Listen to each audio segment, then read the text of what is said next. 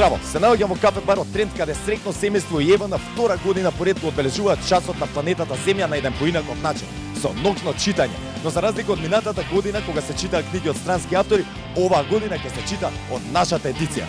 На сите ви е добро познат проектот Создади книга на Евана, така? Во секој момент очекуваме да почнеме.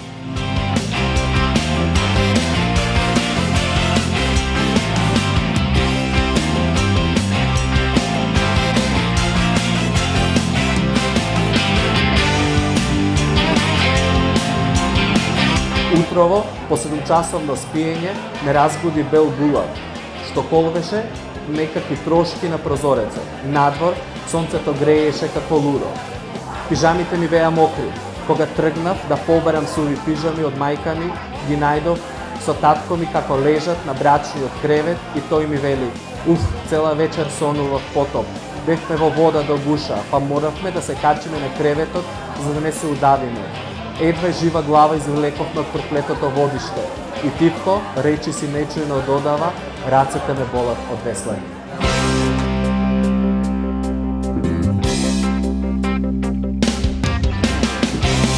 Стотици љубители на пишаниот збор се овде собрани, без електрична енергија, да читаме, да препознаеме колку е вреден зборот и без тоа, со помош на свеќи или батерии за читање.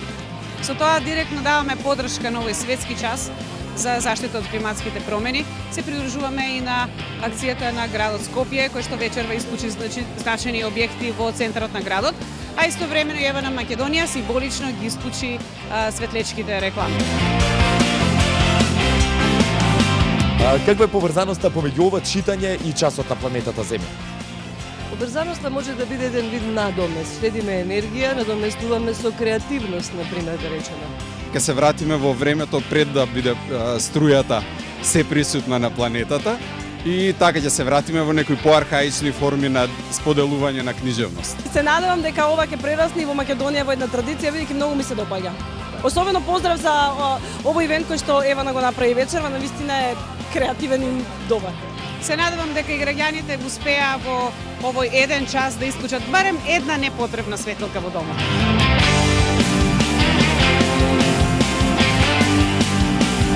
Каква чест представува да се биде дел од проектот Раскази на Евана?